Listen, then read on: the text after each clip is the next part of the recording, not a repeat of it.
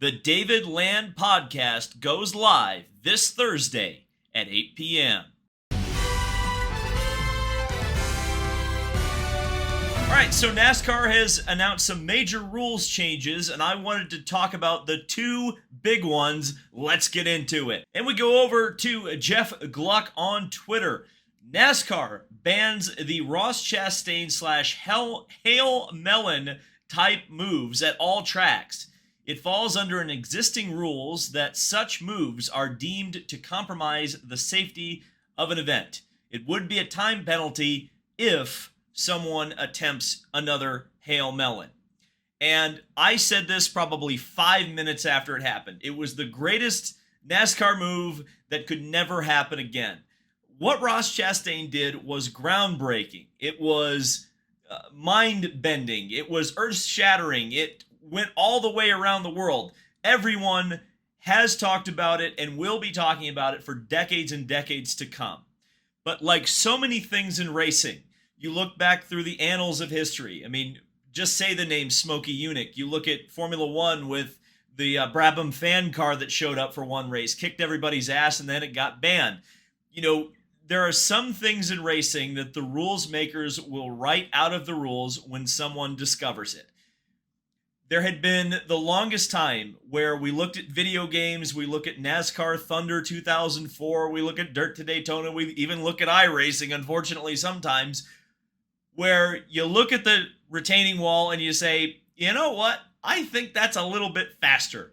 Let's try to use that. Or at least when you're a kid, you go, if anyone was crazy enough in real life to pass 40 cars at Martinsville by going around the outside full throttle, I wonder if they could do it. But no one in the history of motorsports has been crazy enough to actually try to do it until Ross Chastain. That being said, I absolutely agree with this decision from NASCAR, and really it was the only decision that they could make. I had been talking about it for months. People were very upset with me. They were very saying, this, of course not. No, why would you ban this? It's so cool. Look, man, there was about a million ways that Ross Chastain move could go badly, and there was only a couple in which the result that we saw happens. I think so many people have brought up the crossover gate. We've seen what that can do to stock cars. You also have the possibility of a guy going full throttle into a corner, his car catching on something or braking and shooting across into traffic at much higher speeds than the tracks are really designed to have accidents on in those particular parts of the racetrack.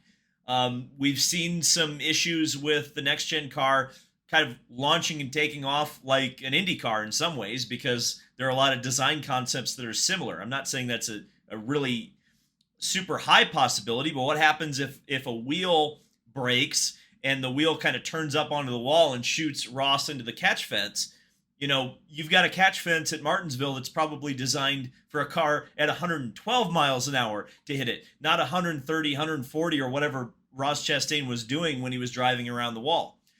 We know the issues with the next gen, which they are working on and trying to fix, but at the time, the next gen was an extremely stiff race car that was literally races before causing concussions. There's a massive human risk.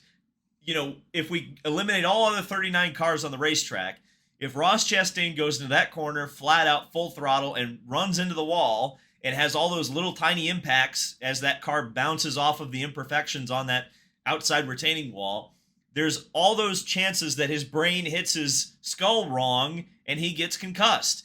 That's just the reality of those types of moves.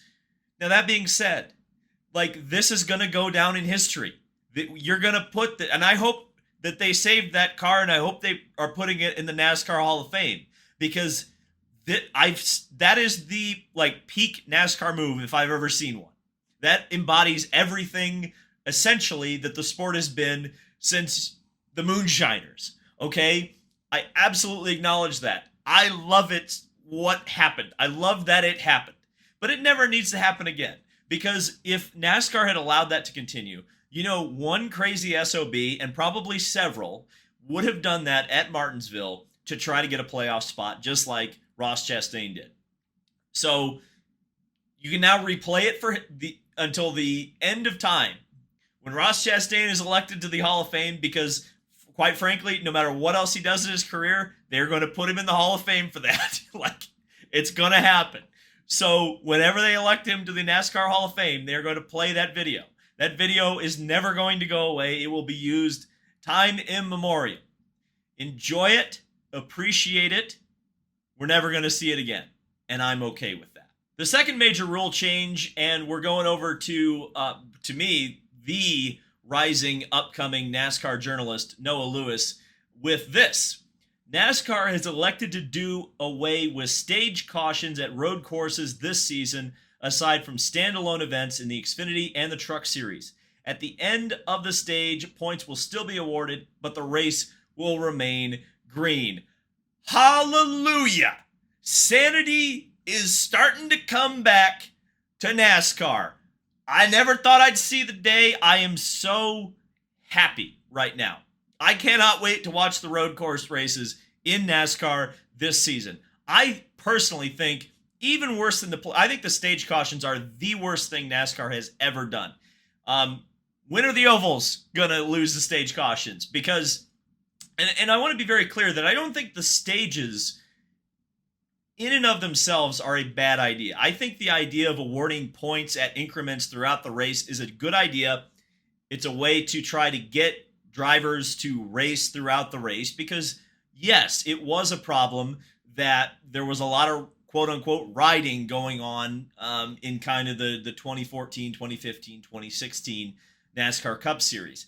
I would argue a lot of that had to do with quote-unquote the package, much more than it had to do with drivers just being complacent to sit around.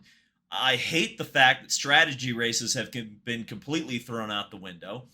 I hate on principle the fact that there are scheduled caution flags throughout the race.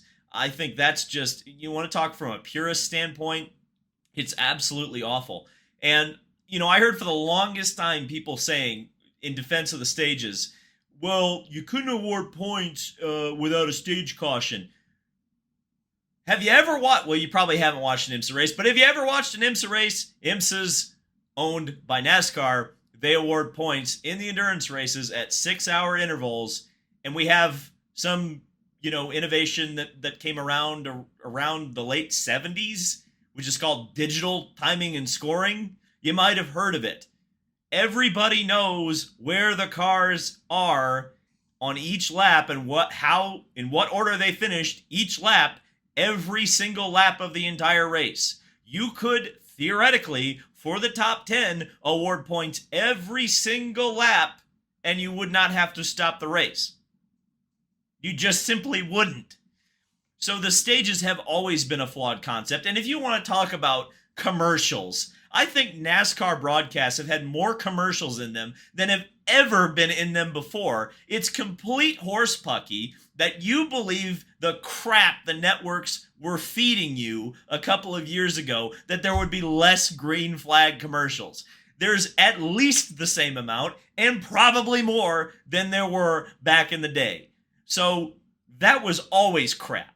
That there was nothing true about that statement. Nothing. And so from that perspective, I think the stage cautions, good riddance, especially on the road courses, because we know that's a problem. But I still hate the fact that the Daytona 500 has 2 mandatory cautions in it.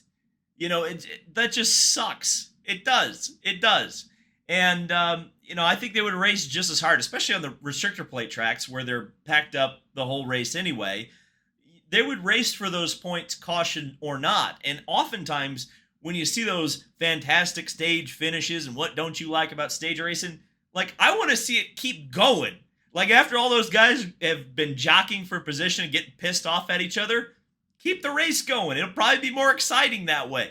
You know, I don't think you need a caution to quote-unquote spice up the show. And I get it, and I know why the stages are there. It's unsaid by a lot of people. But I'll say it, it's there to make more crashes. At the end of the day, like, and NASCAR's not dumb. They know what the people come to see a lot of the times. And especially for the super casuals, they want to see those cars spinning and crashing. And cautions breed cautions, as we know. So adding more cautions to the race, mandatory cautions to the race, do that. From a purist standpoint, you need it gone. From a strategy standpoint, you need it gone. And I think the road races in NASCAR are going to absolutely benefit from this. I cannot wait to watch the road races this year. And I hope to God that it means that the momentum is going to swing and NASCAR starting in 2024 will not be using any stages at all, at least in the Cup Series. I'm a little bit concerned about the other series, especially the standalone events, simply because they're trying to cut costs by cutting jobs. So that's my thoughts on this.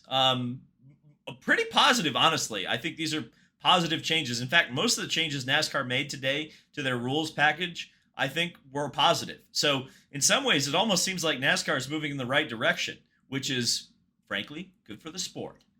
We'll see you in the next video. I'm looking forward to the David Land podcast on Thursday. You should be too.